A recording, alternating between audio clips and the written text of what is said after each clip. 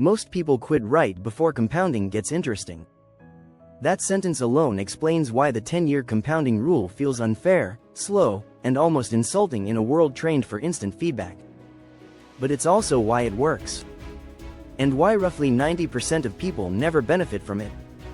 This rule applies to money, careers, skills, businesses, health, relationships, and even reputation. Anywhere small, consistent actions can stack on themselves over time. Compounding is at work.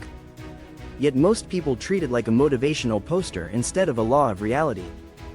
Let's break down what the 10-year compounding rule actually is, why it feels so brutal in practice, and why most people fail long before the payoff shows up. What the 10-year compounding rule really means. The rule is simple to say and hard to live. Meaningful, life-changing results usually take about 10 years of consistent effort before they look obvious to outsiders. Not 10 years of intensity, not 10 years of grinding non-stop. 10 years of showing up, improving slightly, and staying in the game. This doesn't mean nothing happens in the first 9 years, a lot happens. It just doesn't look impressive from the outside, progress is quiet, gains are small. Feedback is weak or non-existent. Compounding works like interest, not like a paycheck. Early on, the returns are almost invisible, later, they dominate the result. That's the part most people intellectually understand and emotionally ignore. Why the first years feel like failure. In the early phase, effort and reward feel disconnected. You work, you learn, you improve, and nothing seems to change. Your income barely moves, your audience stays small, your skills don't get noticed. Your health improvements are subtle, your business limps instead of leaps. From the inside, it feels like you're doing everything right and getting nothing back. From the outside, it looks like you're average. This is the danger zone. Most people interpret slow progress as proof they picked the wrong path, lacked talent, or started too late. So they switch strategies, or quit, or look for shortcuts. Compounding punishes impatience and rewards endurance. Unfortunately, endurance feels indistinguishable from stupidity in the early years. The math that tricks the human brain. Humans are bad at exponential thinking. We're wired for linear cause and effect. Do X, get Y, put in an hour, see an hour's worth of results. Compounding doesn't work that way. Imagine improving by just 1% a day. That sounds trivial, almost pointless. But 1% better, compounded daily for a year, makes you about 37 times better. The problem is that day 1 to day 100 feel exactly the same. The growth curve is flat at first, then it bends, then it explodes. Most people quit on the flat part. They never stay long enough to experience the curve. Why 90% fail? People don't fail because they're lazy. They fail because the system is designed to filter out anyone who needs early validation. Here's why most people drop out before compounding kicks in. 1. They expect visible results too early. Social media, highlight reels, and overnight success stories distort expectations. You don't see the decade behind the success. You see the moment it became obvious. So when year 2 or 3 feels underwhelming, people assume something is wrong. Nothing is wrong, you're just early. 2. They keep resetting to 0. Switching paths feels productive. It feels like taking action. In reality, constantly starting over kills compounding. Every time you abandon a skill, a business, a reputation, or a long-term plan, you reset accumulated momentum. You go back to beginner status, again. Most people aren't stuck because they chose the wrong thing, they're stuck because they never stayed with anything long enough. 3. They confuse motion with progress. Busy doesn't mean effective. Compounding requires small improvements in the right direction, not endless activity. If you repeat the same year 10 times, you don't get a decade of progress, you get 1 year, copied 10 times. The rule isn't, wait 10 years, it's, learn, adjust, and refine for 10 years. 4. They let boredom win. The middle years are boring. You're no longer new, you're not exceptional yet, you're competent, anonymous, and grinding quietly. Boredom is the real enemy of compounding. Most people quit not because it's hard, but because it's dull. The invisible accumulation phase, compounding works underground first. Skills stack, Reputation grows quietly, trust builds, systems improve. None of this shows up as applause. But when the surface finally breaks, it looks sudden. People will say things like, "Wow, you came out of nowhere, you didn't, you were just invisible."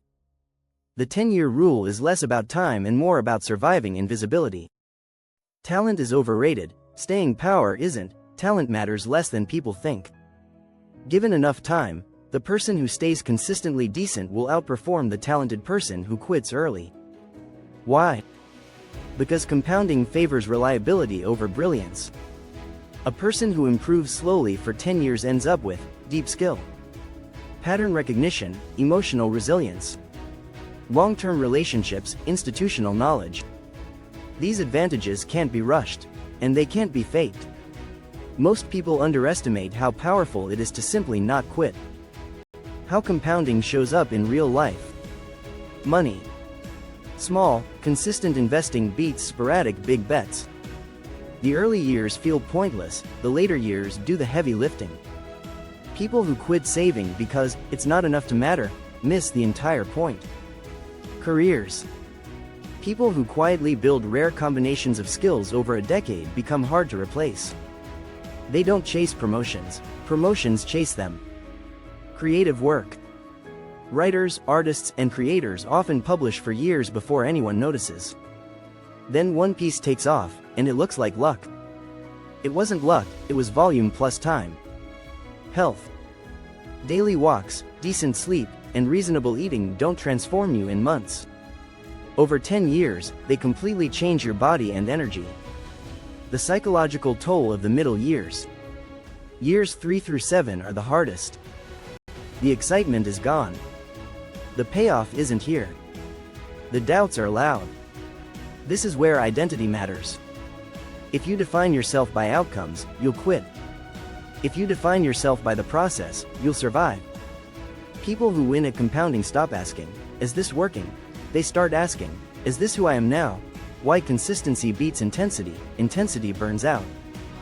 Consistency compounds. 10 years of sustainable effort beats 2 years of obsession followed by collapse. The goal isn't to do everything. It's to do the right small things, even on unremarkable days. Compounding rewards people who can be boring on purpose. The role of patience, and why it's misunderstood. Patience isn't passive, it's active restraint. It's choosing not to sabotage long-term gains for short-term relief. Most people don't lack ambition, they lack the ability to wait without panicking. Signals you're on the right track, even if it doesn't feel like it. You're slightly better than you were last year, things feel easier than they used to.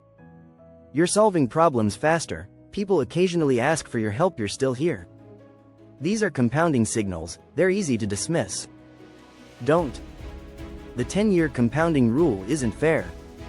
It doesn't reward early effort with early success. It rewards the people who keep going when it would be reasonable to stop. That's why 90% fail. Not because they couldn't succeed. Because they didn't stay long enough to let compounding do its job. The quiet advantage.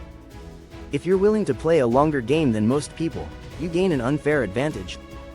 Not by working harder, but by working longer, by staying. By letting time become your ally instead of your enemy. 10 years will pass either way. The only question is what you'll compound during them. If this video helped you rethink patience, success, or why most people quit too early, do me a favor. Like the video so it reaches people who need it. Subscribe if you want more long-term thinking in a short-term world. Comment below. What are you committing to compound for the next 10 years? Most people won't stay long enough to see results. If you're still here, that already puts you ahead. See you in the next one.